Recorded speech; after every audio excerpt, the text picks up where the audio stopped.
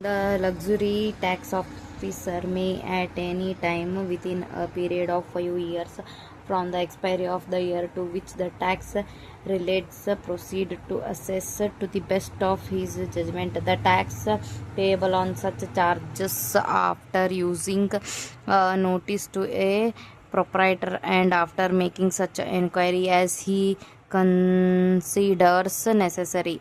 In making an assessment under subsection 1, the luxuria tax officer may, if he is satisfied that the tax escaped from assessment is due to willful non-disclosure of the discharge for lodging by the proprietor after giving a reasonable opportunity of showing cause, direct the priority to pay in addition to the tax assessed under subsection 1 a penalty not exceeding 1.5 times the tax so assessed.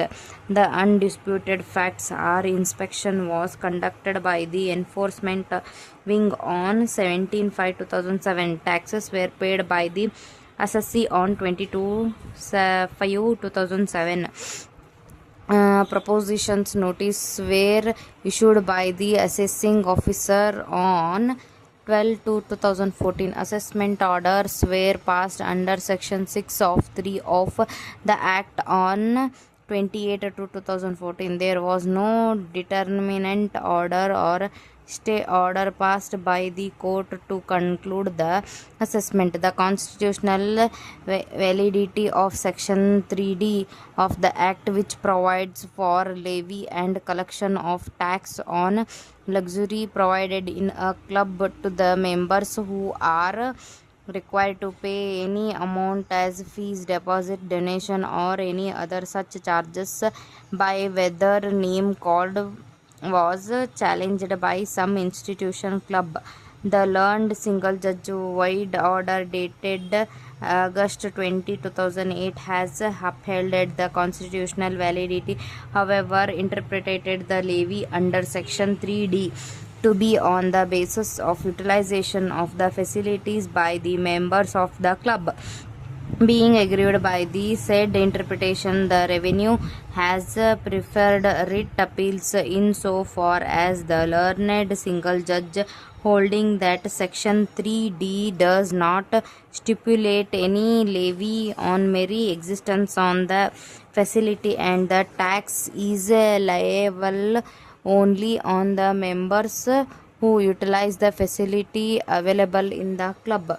The said appeals were disposed of by the division bench of January 19, 2011, allowing the writ appeals filed by the state, setting aside the interpretation placed by the learned single judge in so far as Section 3D is concerned. Consequently, all the assessment orders passed by the authorities were restored. However, the orders imposing liability prior to March 1, 2003 were set aside.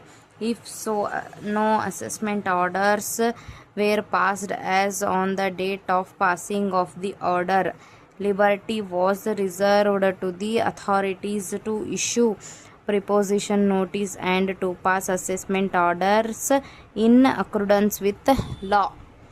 A bare reading of section 6 of 3 of the act makes it clear that no period of limitations is prescribed for assessment in case of the assessee failing to furnish a return in respect of any period within the period specified in subsection 1 of section 5. The explanation offered by the revenue for revoking section 6(3) of the act by issuing the possession notice on 12/2/2014 is that the intelligence report dated 24/4/2008 was received in the office of the assessing officer on 29/12/2012. This interstate delay in the office of the criminal taxes would not be a ground to consider the assessment concluded on 28/2/2014 as reasonable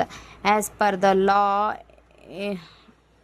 uncited by the Honorable Apex Court in the case of Bharat Steel Tubes Limited Sopra, even in the absence of any prescribed period of limitations, the assessment has to be completed within a reasonable period.